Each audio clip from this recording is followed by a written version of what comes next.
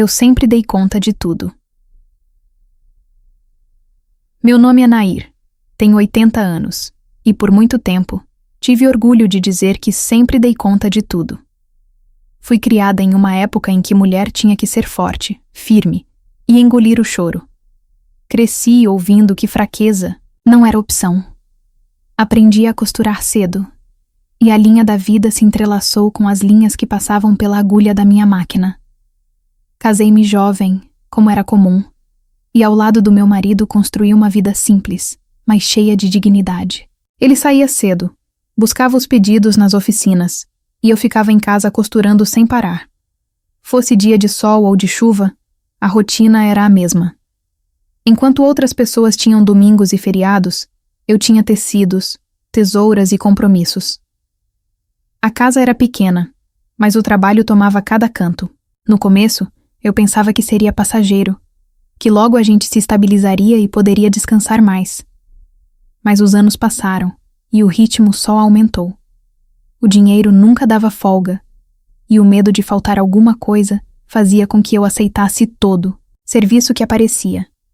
Meu marido dedicado me ajudava como podia, mas era eu quem ficava com o grosso do trabalho. Além disso, cuidava da casa, da comida, das roupas, e mais tarde da minha neta, que apesar de adulta, precisava muito de mim.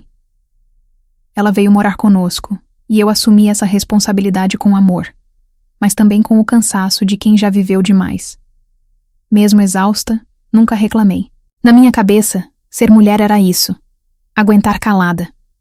Minhas amigas da juventude se foram ou mudaram, e eu ficava cada vez mais sozinha com minhas tarefas. Os anos foram me moldando, e a idosa que sou hoje nasceu das batalhas que enfrentei no passado. Ainda lembro de quando costurava vestidos de noiva, roupas de festa, consertava uniformes escolares. Cada ponto, cada dobra, cada bainha levava um pedaço de mim, e assim eu seguia. Forte, silenciosa, invisível.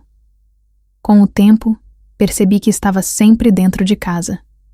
Comecei a me dar conta de que, embora a porta estivesse aberta, eu não atravessava mais a soleira.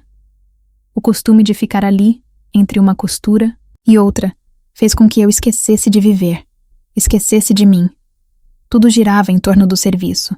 Quando me olhei no espelho e vi uma senhora de cabelos brancos, encurvada pela costura e com os olhos cansados, senti um aperto. Eu tinha sido tão forte por tanto tempo, mas começava a me perguntar: até quando? Naquele momento eu não sabia, mas meu corpo já dava sinais de que algo não estava certo.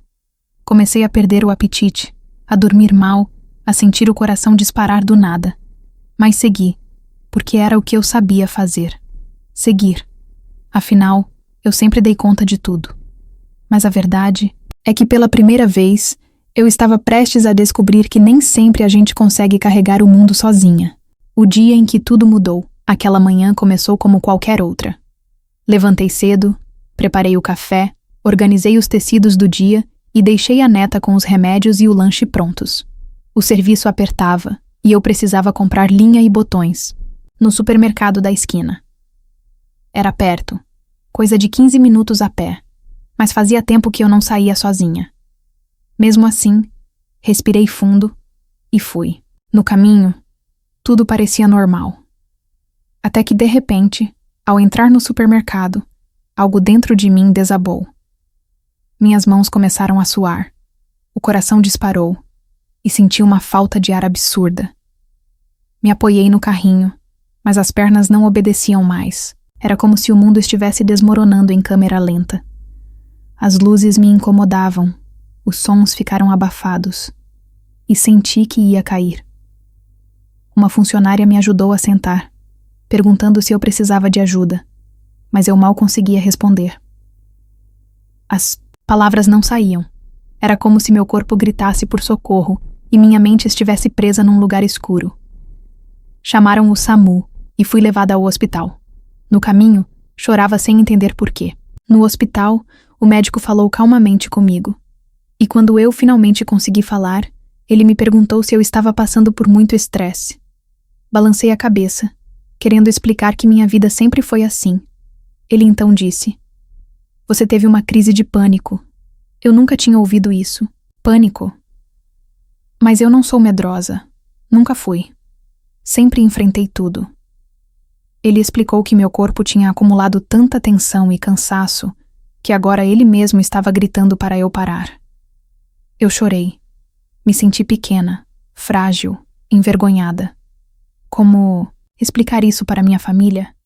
Como aceitar que, aos 80 anos, eu estava com medo de sair sozinha?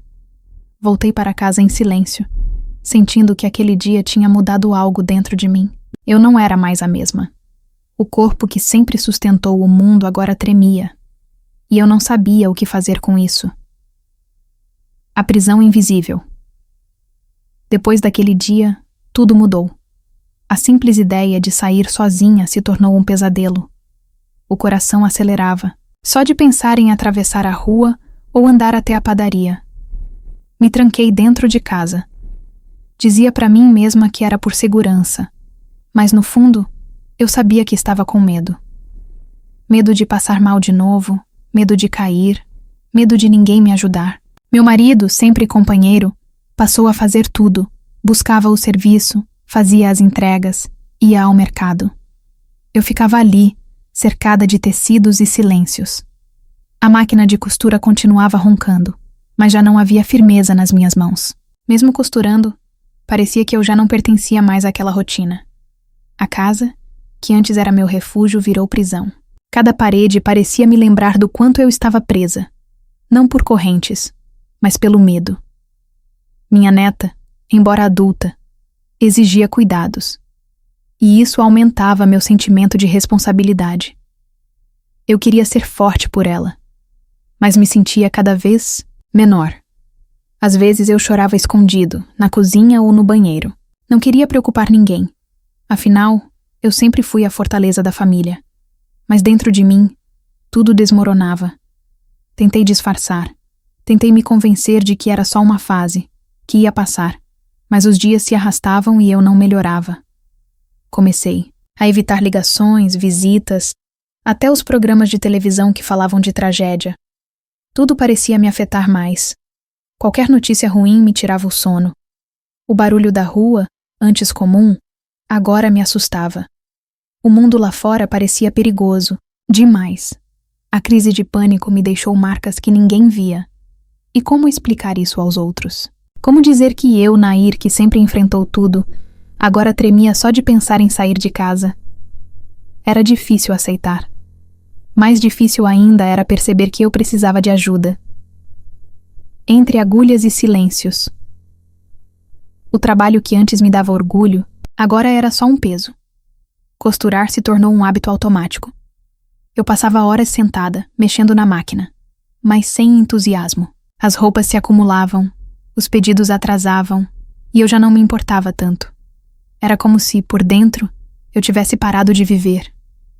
Minha neta, mesmo com suas limitações, percebia. Às vezes perguntava se estava tudo bem, e eu dizia que sim. Mentia. Por amor. Por vergonha. Por medo. Eu não queria parecer fraca, mas já não sabia o que era ser forte. Foi nesse tempo que comecei a me lembrar de coisas do passado. Lembrei da minha infância, da minha mãe, das vizinhas que sentavam na calçada para conversar. Lembrei das festas simples, das roupas feitas à mão, dos domingos em família. Tudo parecia tão distante. Tive saudade de mim, da mulher que ria, que dançava, que sonhava. Senti falta daquela Nair que ainda acreditava que a vida podia ser leve. Mas agora, até o som da máquina me dava tristeza. Era como se cada ponto costurado fosse um suspiro que eu segurava no peito. Comecei a escrever pequenas anotações em um caderno velho. Nada muito certo, só pensamentos soltos, desabafos. Era uma forma de falar sem ser ouvida, de colocar para fora aquilo que me apertava.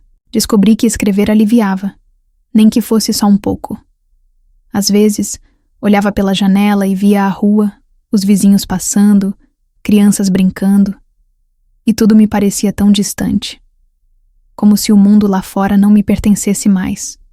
Era doloroso, mas dentro de mim, uma pequena chama ainda resistia. Uma voz sussurrava que talvez fosse possível mudar, que talvez eu ainda pudesse reencontrar a Nair de antes, ou uma nova versão dela. O fio da esperança. Foi minha neta quem sugeriu. Vó, por que a senhora não conversa com alguém? Uma terapeuta, talvez? No começo recusei. Disse que era bobagem, que eu era velha demais para isso. Mas a verdade é que eu já não aguentava mais aquele aperto no peito. Depois de muito insistir, aceitei. Minha primeira conversa com a psicóloga foi estranha. Eu mal sabia por onde começar.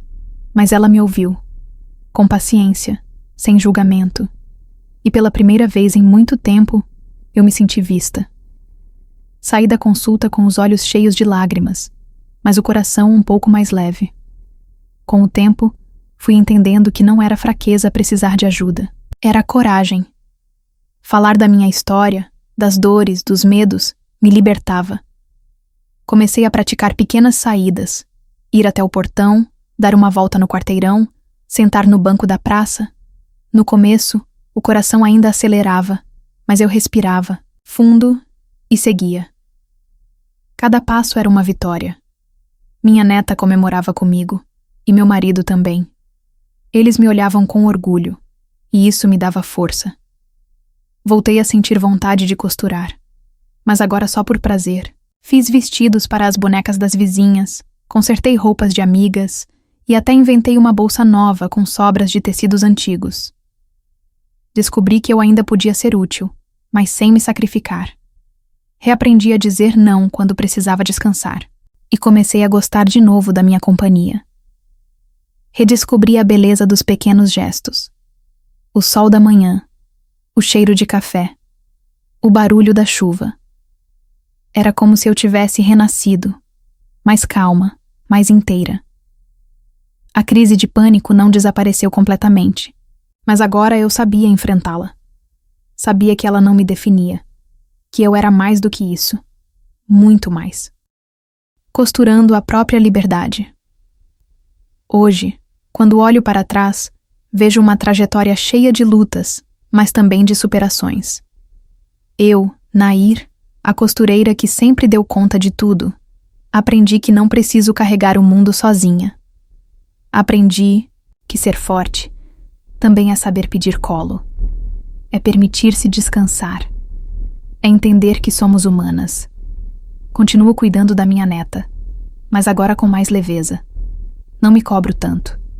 E o amor que sinto por ela me impulsiona a continuar buscando minha melhora.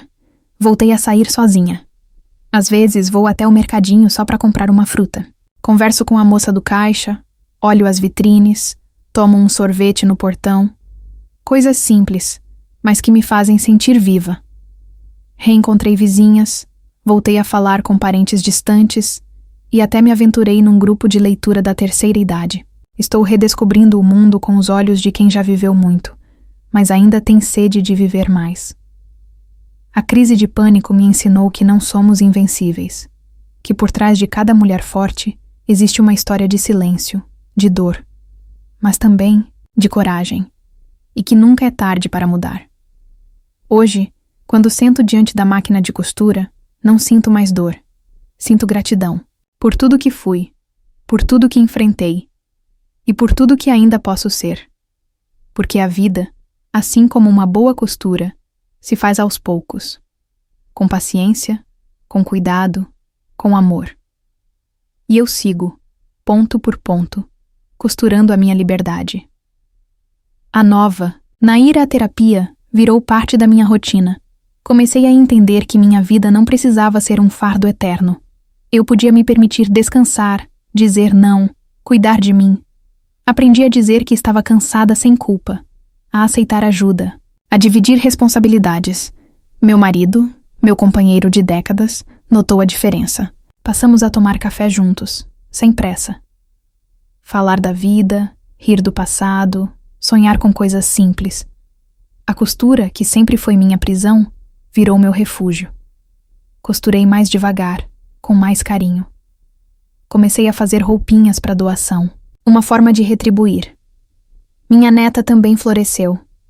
Passamos a assistir filmes juntas, cozinhar bolos, passear aos domingos. Descobri que mesmo aos 80 anos, é possível renascer. Eu, que passei a vida inteira calada, agora tinha voz, me permitia falar, chorar, sorrir. E, principalmente, me permitia viver, porque nunca é tarde para se reencontrar. A nova Nair não é mais aquela mulher que sempre deu conta de tudo sozinha. A nova Nair aprendeu que ser forte é saber quando pedir colo. E, acima de tudo, é saber que ainda há muito o que viver, mesmo quando os cabelos já estão brancos.